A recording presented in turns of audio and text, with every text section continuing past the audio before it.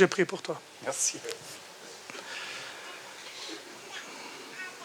On est reconnaissant pour Steve, on est reconnaissant pour cet homme fidèle, persévérant, fiable, humble, qui continue à te servir. On veut prier au nom de Jésus vraiment que ton onction soit sur lui dans ce qu'il apporte, qu'il puisse partager ton cœur et que le message puisse être reçu dans nos cœurs. Merci pour l'onction que tu mets sur lui et la transmission de ce message dans nos cœurs au nom de Jésus. Amen.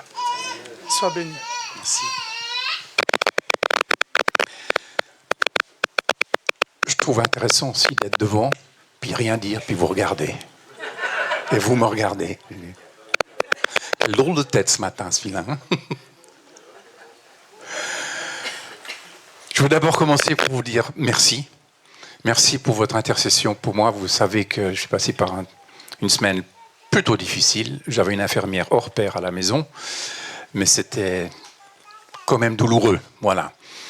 Je n'ai pas beaucoup de détails à vous donner, si ce n'est, je pense que j'ai dû manger un sanglier qui avait mangé une cochonnerie, qui m'a balancé un virus méchant, doublé d'une légère infection sur un rein, et qui, mardi dans la nuit, de lundi à mardi, j'étais les pointes de 40 de fièvre, des douleurs un peu insupportables. On a failli finir à l'hôpital, puis finalement, le médecin de garde a pu trouver un autre chemin. Enfin bref, je suis sous antibiotiques depuis 4 jours maintenant, donc je ne suis pas contagieux. Je ne comprends pas pourquoi il y a les chaises qui sont vides là devant. Je ne ferai pas de commentaires là-dessus. Mais voilà, donc je suis couvert et vous aussi par la même occasion. En tout cas, vraiment, du fond du cœur, pour moi, l'Église, ce corps local, cette famille fonctionne. Donc la parole dit prier les uns pour les autres, c'est bon, on est là, d'accord? Et vous êtes gratifiant et moi je me dis Seigneur, yes, ça c'est bon. Alors continuons. Faut-il encore peut-être que certains osent dire leurs besoins, qu'on puisse prier pour eux? Ça c'est encore une autre histoire, mais pour la petite histoire, il y a quelques années en arrière, j'ai appris que un membre de l'église, ils ne sont plus avec nous maintenant. Il a eu un accident de moto, et puis il a passé à l'hôpital, tout, etc. Puis il n'a pas osé venir m'en parler pour que j'aille prier avec lui et autres comme ça, parce que l'accident de moto, il était un peu peinté quand il s'est giclé dans le décor. Alors il était un peu honteux, tellement honteux qu'il n'osait pas le dire. Je comprends.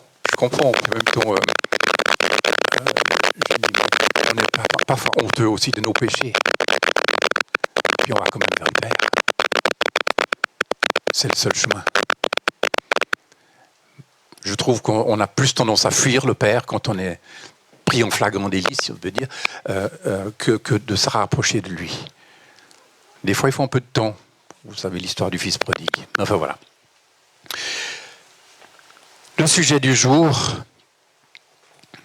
c'est la course. La course. Pour en introduire, j'aimerais juste dire, on veut tous aller au ciel, puis vivre éternellement.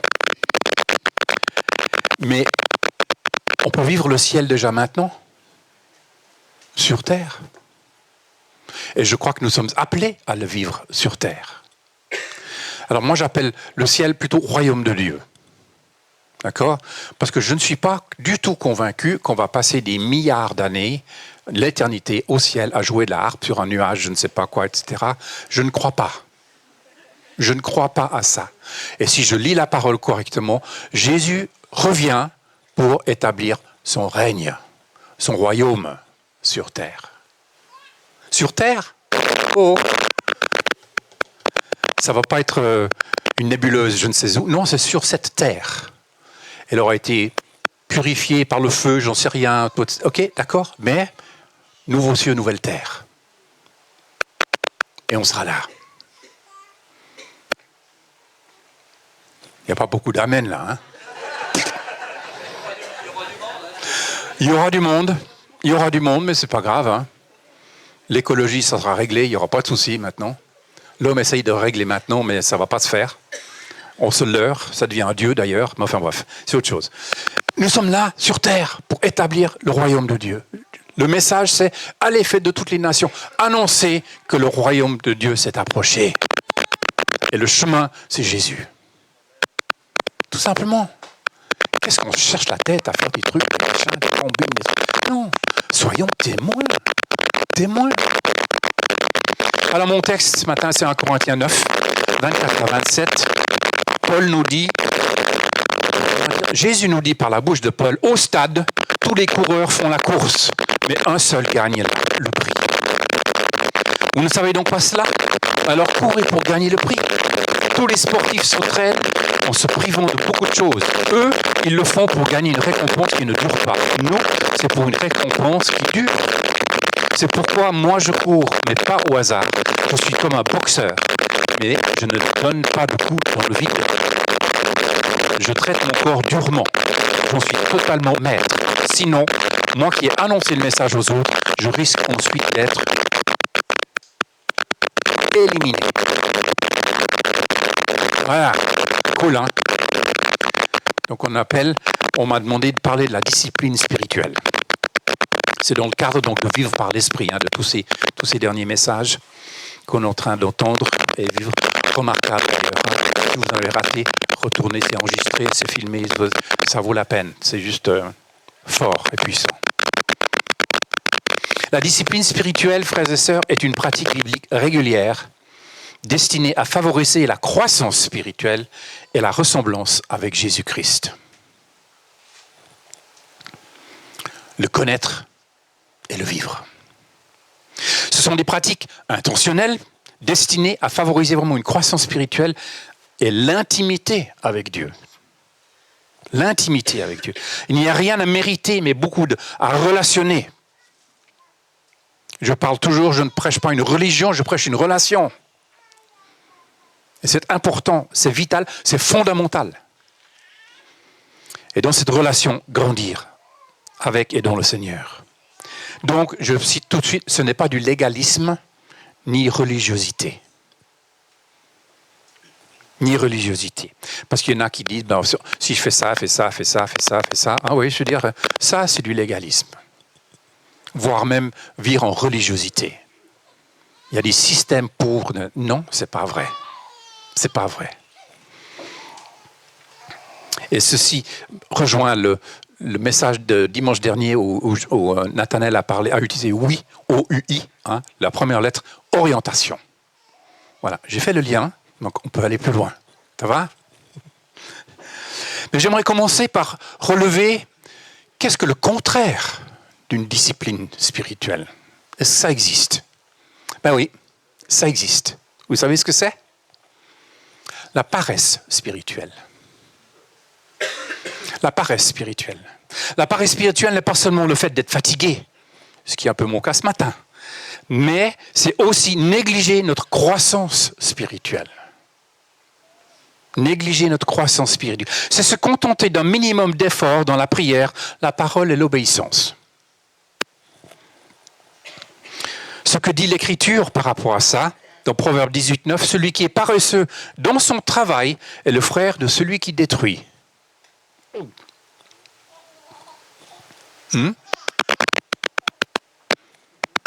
Frère de celui qui détruit. Ça secoue, hein? En tout cas, moi, ça secoue quand j'entends ça. Romains 12, 11, ne manquez jamais de zèle ou de passion, mais gardez votre ferveur spirituelle. Hébreux 6, ne devenez pas paresseux, mais imitez ceux qui héritent des promesses par la foi et la patience. La stagnation spirituelle peut lentement affaiblir notre force. Et les signes de cette paresse spirituelle, nous ne prions qu'en cas de crise. On a un peu le Jésus de notre coffre de voiture. Hein. La parole nous semble facultative. Nous retardons même notre obéissance. Nous évitons de rendre des comptes. Nous trouvons des excuses au lieu d'apporter des changements. La paresse ne se manifeste pas toujours par la rébellion, mais peut parfois prendre la forme de l'indifférence. Pourquoi est-ce dangereux? Parce qu'elle émousse notre sensibilité spirituelle. Elle émousse notre sensibilité spirituelle. Vous savez, au cours de ma vie, dans mes études, etc., j'ai dû apprendre à résoudre une équation algébrique à 3 inconnus. Il y en a qui connaissent ça? Ouais. Mais aujourd'hui, je ne saurais plus. Vous savez pourquoi? Parce que je ne pratique pas. Je ne pratique plus. Puis, on oublie. Petit à petit. Peut-être qu'en me replongeant, j'y arrive. Ok, d'accord, mais ce n'est pas le but. Vous comprenez, je veux dire? Mais si on laisse certaines choses de côté, on oublie. Et ça s'émousse. C'est comme une langue. Hein. Mon anglais, je suis gentiment en train de le perdre, vous savez? Ouais. Je rêve encore en anglais quand même. Hein. Donc, ça va.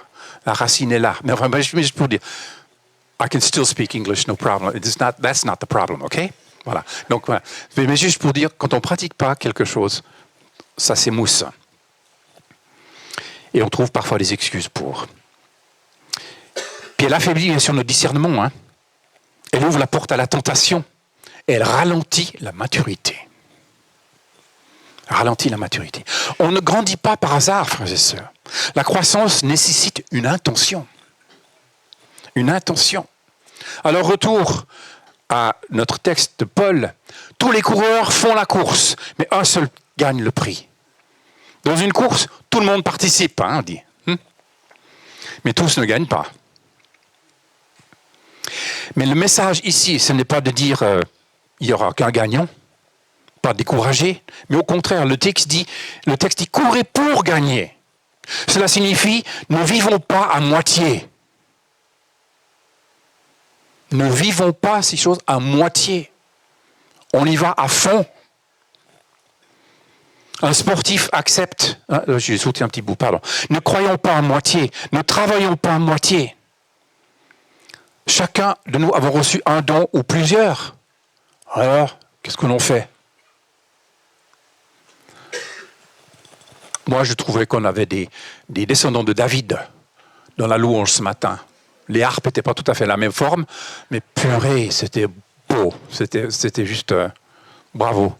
Continuez, persévérer, c'était touchant, quoi. Moi, bref. Mais on reçoit, mettons-le en pratique. Ça me rappelle, attention, vous vous souvenez de la parabole des talents? Un a reçu 1, l'autre 4, je crois, et puis le dernier 5. Celui a 5, il était à la fond, hein. Le deuxième aussi. Mais le premier, il a fait quoi? Il a joué la paresse. Il a joué la paresse, il a enterré. La prudence. Ça, c'est un ancien cambiste, là, qui cause. Excuse-moi, Jean-Pierre. Elle était trop belle pour la prendre, celle-là. Enfin, bref. Non, mais juste pour dire, il l'a enterré. Il n'a même pas joué la prudence en le mettant à la banque. Hein? Bref. Non, attention, quand même attention. Si nous faisons quelque chose, faisons-le avec l'intention de progresser, de donner le meilleur de nous-mêmes. La différence entre ceux qui stagnent et ceux qui avancent, c'est l'intention et l'engagement. Alors deuxièmement, les sportifs s'entraînent. Le texte nous dit, s'entraînent en se privant. Un sportif accepte aujourd'hui la fatigue, la discipline, les sacrifices, les entraînements répétés. Pourquoi? Pour une médaille, une coupe, une récompense malheureusement temporaire. On se souvient de quelques-uns, hein, Jean-Claude Killy, puis bientôt on va se souvenir du dernier, machin, ok, d'accord, mais... Hein? Ouais, Marco, il skie bien lui. Incroyable. 23 ou 24, je ne sais plus, bref, juste pour dire. Mais voilà. Et certains tennisman et women aussi, hein, c'est remarquable. Mais, et puis,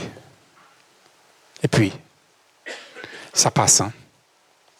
Et nous, le texte nous rappelle que notre récompense est bien plus grande et durable. Devenir une meilleure version de soi-même. Non? Ressembler à Jésus, quoi. Développer son caractère. Construire quelque chose qui a du sens. Laisser une trace positive pour le royaume de Dieu.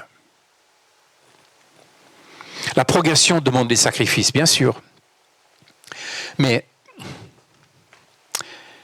nous avons fait alliance avec Jésus, ou Jésus a fait alliance avec nous. Et cette alliance est faite par son sang. Et il a fait cette alliance avec nous. Et il ne va pas lâcher, lui. Lui demeure fidèle, même si nous sommes infidèles. Mais c'est à nous de nous accrocher à cela et à nous en souvenir et à avancer, progresser pour annoncer, pour être témoin de cette alliance. Beaucoup plus que simplement « Ah, il m'a sauvé ma petite vie, machin, parce qu'il m'a touché, il m'a guéri, gna gna gna. » Ok, super. Attends, super, hein? C'est votre témoignage. Et Nathanaël l'a rappelé la semaine passée, notre témoignage, personne ne peut la nier. Personne ne peut la nier, ni la contester. Alors commençons par là. Est-ce que vous arrivez à donner votre témoignage en 2 minutes? Votre témoignage de vie, de conversion, en 2 minutes. Vous arriverez à faire?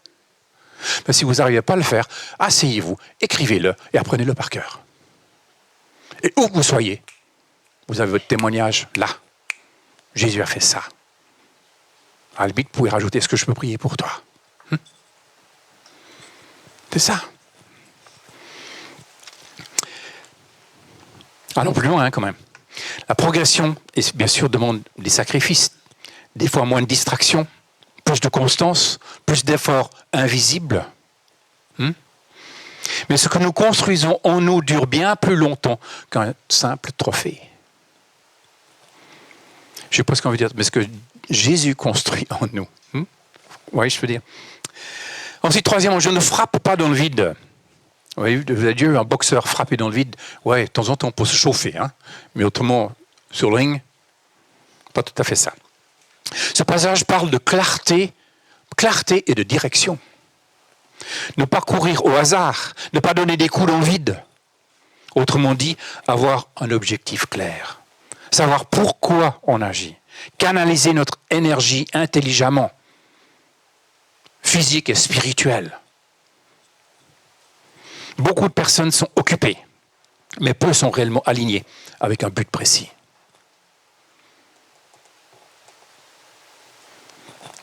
Et nous? La progression, frères et sœurs, n'est pas une agitation permanente. C'est un effort orienté, intentionnel. Et puis ensuite, il dit « Je maîtrise mon corps avec l'aide du Saint-Esprit ». J'ai rajouté l'aide du Saint-Esprit parce que Paul sans l'Esprit, il le dit d'ailleurs ailleurs, différemment, mais voilà. Je maîtrise mon corps avec l'aide du Saint-Esprit. Cela parle de discipline personnelle. Ah, on n'aime pas ce terme, on est d'accord, je m'en fous. Apprenons à l'aimer. La discipline. On est tous disciplinés pour quelque chose. On le fait. On se discipline. Il y a ci et ça, et ça, tac, tac. Même nos agendas nous disciplinent, hein, parfois. Donc, on est discipliné. Qu'on le veuille ou pas, si on veut vivre ici-bas, il y a une discipline à avoir. Et quand vous avez des enfants, c'est encore autre chose. Hein. Il y a des disciplines à avoir, même pour eux, hein, parce qu'il faut les lever à telle heure. Il y a des choses à mettre en place et ils doivent les suivre. Mais cela parle vraiment de cette discipline personnelle. Et j'aimerais vraiment aborder, souligner et relever, c'est une discipline personnelle.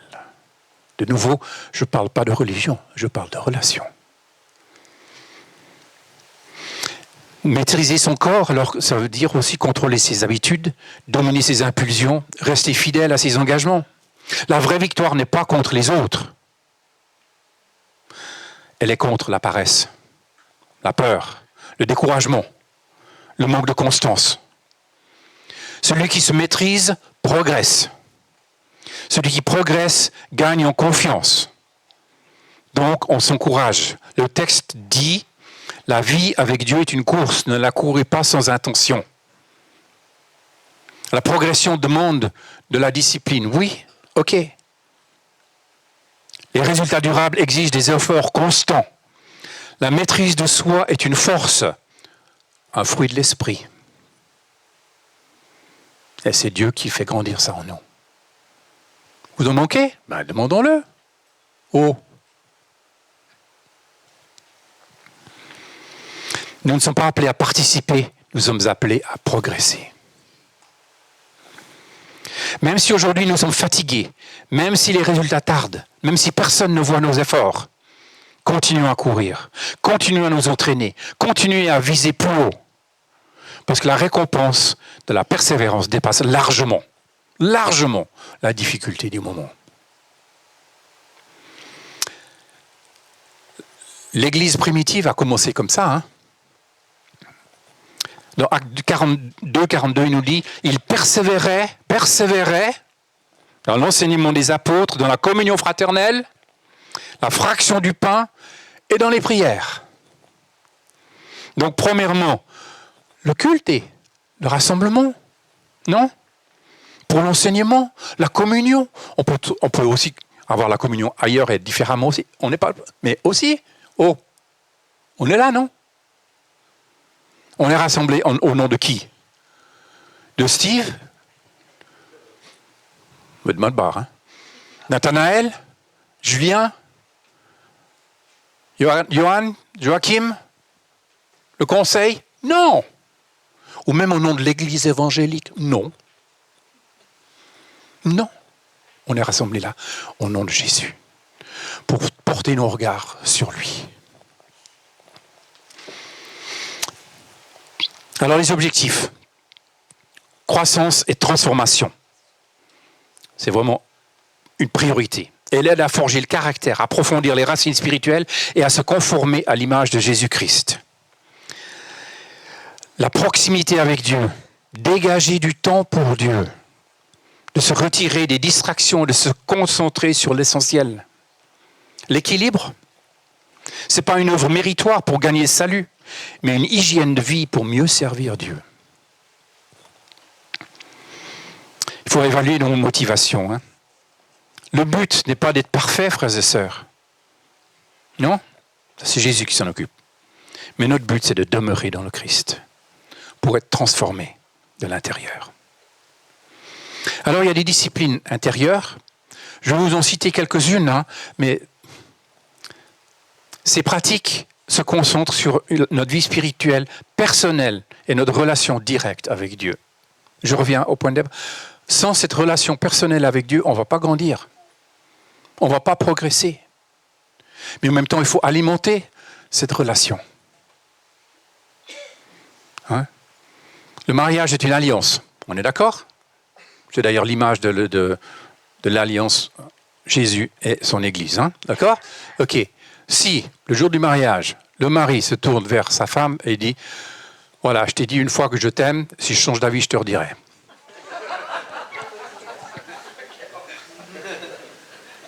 Ça va comme alliance? Et pourtant, c'est une histoire vraie. Non, mais juste pour dire quoi. Non, mais attends, on ne va pas là. C'est tous les matins. Tous les matins.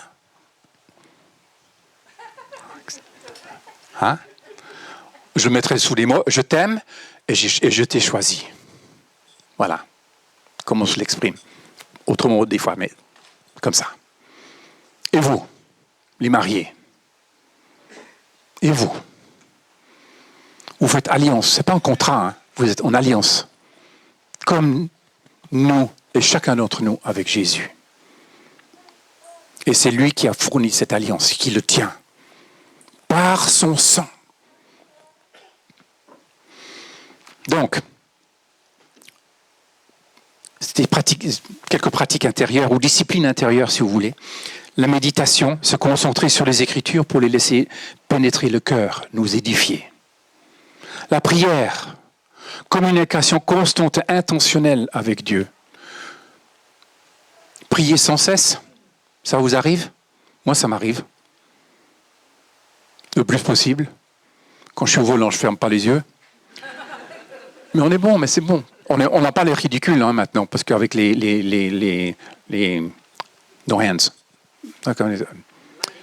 Main libre, merci. J'ai pas oublié mon anglais. Mais voilà. Parce qu'à l'époque, quand il n'y avait pas les mains libres, et puis qu'on n'avait pas les natels non plus, tout d'un coup, tu t'arrêtes à un feu rouge, puis tu regardes à gauche, puis tu regardes... Il fait quoi, lui? À la rigueur, il a mis un CD puis il est en train de chanter avec. Ben, bref, vous comprenez ce que je veux dire? Il n'y a pas de souci maintenant. Hein? Non, mais c'est une communication constante et intentionnelle. Et la parole nous dit, mais quand tu pries, entre dans ta chambre, ferme ta porte et prie ton Père qui est là dans le lieu secret. Et ton Père qui voit dans le secret te le rendra. Te le rendra. Vous voulez un peu de silence? Allez-y, c'est là. Ne leur ressemblez pas, hein, ceux qui prient des vaines paroles comme les païens, qui s'imaginent qu'à force de paroles, ils seront exaucés. On appelle ça des mantras hein, dans certains lieux aujourd'hui. Voici donc comment vous devez prier. Notre Père qui est aux cieux. Papa. Papa. Il y a le jeûne, s'abstenir de nourriture ou d'autres distractions pour se consacrer davantage à Dieu. Lorsque vous jeûnez, ne prenez pas un air triste comme les hypocrites qui se rendent le visage tout défait pour montrer aux hommes qu'ils jeûnent. Je vous le dis en vérité, ils ont leur récompense. Ah ouais, sympa, ils jeûnent, c'est bien. C'est tout. Voilà leur récompense. Mais quand tu jeûnes, parfume ta tête, lave ton visage, afin de ne pas montrer aux hommes que tu jeûnes, mais à ton Père qui est dans le lieu céleste, dans le lieu secret, pardon. Et ton Père qui voit dans le secret te le rendra de nouveau. C'est ça, hein, notre relation, notre amour pour Jésus, parce qu'il nous a aimés. Mais notre amour peut grandir, non? Enfin, j'espère. Mon amour pour mon épouse, j'ai une femme aujourd'hui qui n'est pas la même que j'ai épousée il y a 50 ans. Mais je l'aime. Et j'ai découvert des aspects, des profondeurs, des trucs. C'est tout différent. Mais je l'aime. Et avec notre Seigneur, c'est la même chose. Comment est-ce qu'on peut apprendre à connaître notre Seigneur si on ne lit pas ce qu'il nous dit de lui? On peut l'expérimenter, mais l'expérience, oui, c'est bien.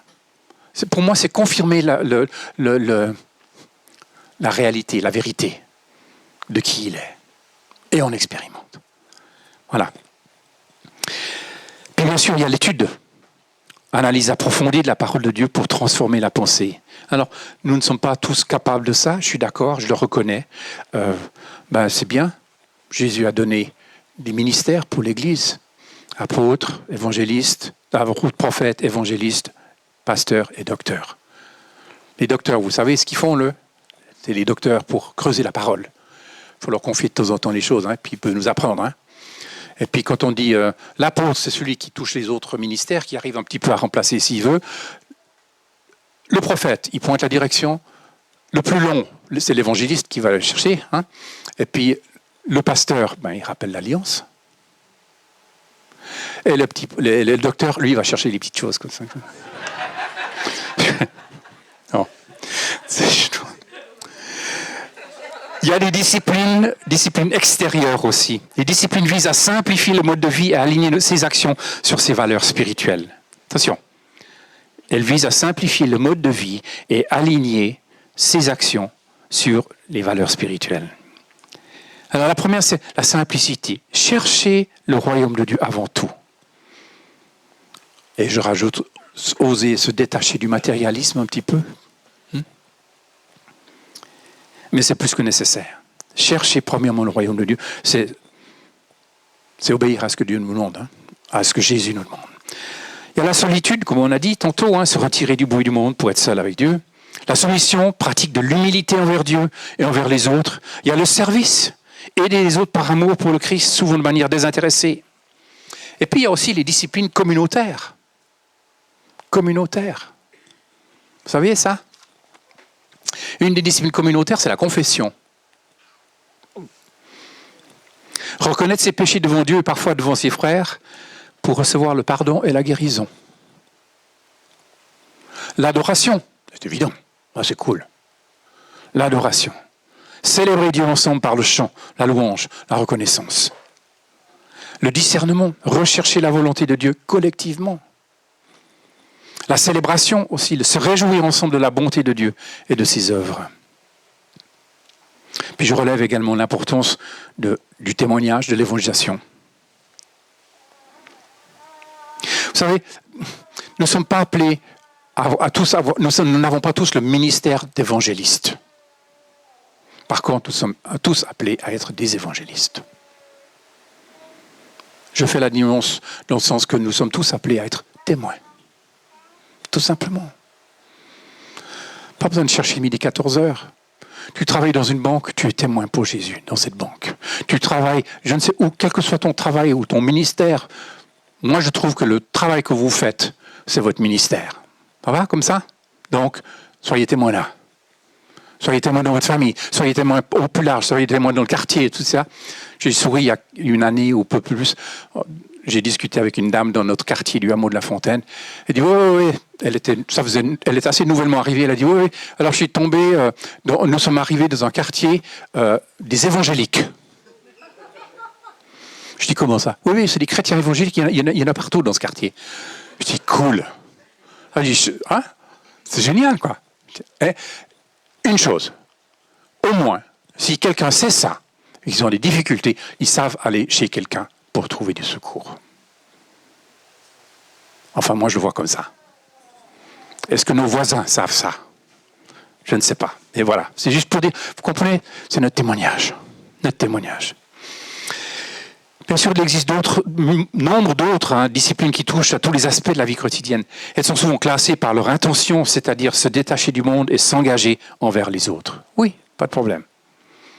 Il y a d'autres disciplines spirituelles, ce que j'appelais les actes cachés. Que ta main droite ne sache pas que fait ta main gauche. Accomplir des actes de bonté ou de dévotion sans que personne ne le sache pour cultiver en nous une motivation pure. Ce n'est pas la gloire, notre gloire qui compte. C'est premièrement pour sa gloire.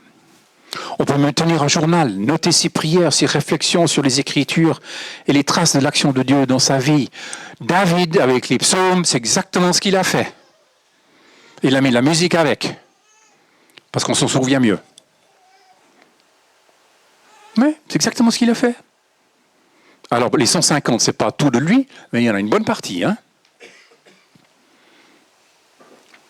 Le sacrifice se priver délibérément d'une ressource, tant argent confort pour le bénéfice d'autrui ou de l'œuvre de Dieu. L'émerveillement et la gratitude. Reconnaître délibérément la présence de la bonté de Dieu dans la création et les petites choses du quotidien. Avec Anne, on pourrait rajouter pourquoi il a créé des moustiques. Et c'est tant dans nos quartiers, pourquoi il y a tant de chats. Vous voyez, je veux dire? Bon. Merci Seigneur pour les chats, mais qui peuvent aller faire leurs besoins ailleurs que devant mon paillasson, ce serait mieux. Mais quand même, l'émerveillement et la gratitude. Ça va, j'en ai encore pour une demi-heure. Non, c'est bon. J'arrive gentiment au bout. Mais comment mettre ça en pratique alors? Quand même. L'idée n'est pas tout faire en même temps, frères et sœurs. On ne peut pas tout faire en même temps. Mais choisir des habitudes qui répondent à nos besoins, même actuels. Mais il y en a certaines qui sont basiques. La lecture de la parole pour connaître mieux mon Seigneur est primordiale. C'est comme manger tous les jours. Si on ne lit pas la parole, ça ne va pas se faire. Alors culpabilisez pas si vous ne lisez pas, c'est pas ça mon problème, c'est le vôtre. Ou peut-être culpabiliser un petit peu, tiens, ouais. Puis revenez à la parole. Mais commençons petit. Le but, c'est de progresser. Nous ne visons pas 1 heure de méditation immédiatement. Commençons par 5-10 minutes. Et ensuite, la lecture, peut-être que d'un seul verset. Pourquoi pas? Mais ce verset-là, vous allez méditer toute la journée, J'ai un collègue pasteur de la Ligue, d'ailleurs, il est retraité maintenant, il disait « marcher la parole ». Il avait fait tout un programme, d'ailleurs, là-dessus. Un verset qu'on prend avec soi, et puis ça tourne, et puis on découvre les richesses de ce que Jésus dit et fait, et qui il est. Puis bien sûr, on peut programmer des rendez-vous, comme par un entraînement physique, Bloquer des moments précis dans votre agenda pour la solitude ou l'étude, ou même le rassemblement. Dans mon agenda, tous les dimanches, il est marqué culte 10 heures. C'est bon.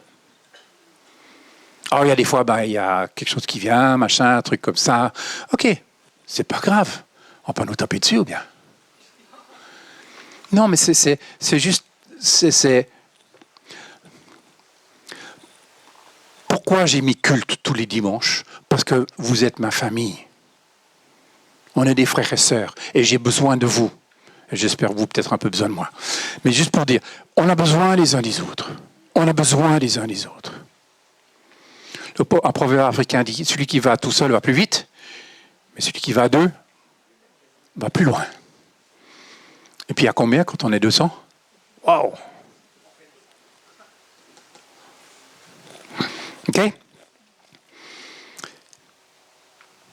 On peut utiliser des pense-bêtes ou des déclencheurs quotidiens. Un, pour moi, ce serait la gratitude.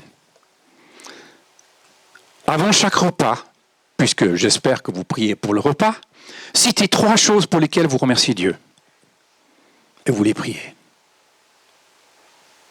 Si vous voulez, hein. Ou priez 3 choses de reconnaissance, et puis rajouter le repas après, quoi. C'est égal. Mais juste, ça peut nous recentrer. La mémorisation, on peut afficher un verset sur le miroir de votre salle de bain pour le passer de votre esprit durant la journée. Hein? C'est la première chose qu'on voit. Oh, je suis une créature merveilleuse. Ouais, il faut faire des ravalements de façade pour... C'est vrai, c'est pas vrai que ce verset-là vienne jusque-là. Parce que si on dit qu'on n'est pas une créature merveilleuse, on est en train de dire, Jésus, tu t'es trompé. Bref, voilà. Pour y aller, les amis, hein. Et bien sûr, en groupe. À 200, c'est pas facile, mais la discipline est souvent plus facile en plus petite communauté. Hein.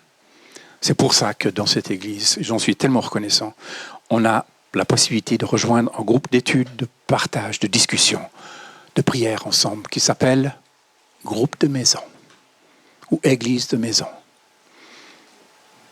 ou église en semaine, c'est égal. Alors, conclusion pour courir. Je me suis dit, j'aimerais vous donner un verset qui résume tout ça, qui résume l'intention, qui résume et qui, j'espère, vous donne du punch pour aller de l'avant.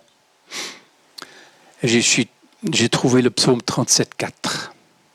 Trouve ta joie dans le Seigneur. Il te donnera ce que ton cœur désire. Trouve ta joie dans le Seigneur. Mais tu sais, avoir de joie à quelqu'un, il faut le connaître. Hein? Donc pour le connaître, il faut... Voilà, je recommence mon message. Tu sais? Oui, et c'est ça. Trouve ta joie dans le Seigneur. Et se rappeler la grâce de l'alliance que Jésus a faite. Il l'a accompli pour nous. Il l'a fait. Et j'aimerais terminer là-dessus quand même. Cette alliance, c'est lui. Et c'est une alliance d'amour. Sans amour, il n'y a rien. On le sait. Alors souvenons-nous que c'est une alliance d'amour. La preuve en est, c'est que lui, il a donné sa vie au lieu que ce soit nous.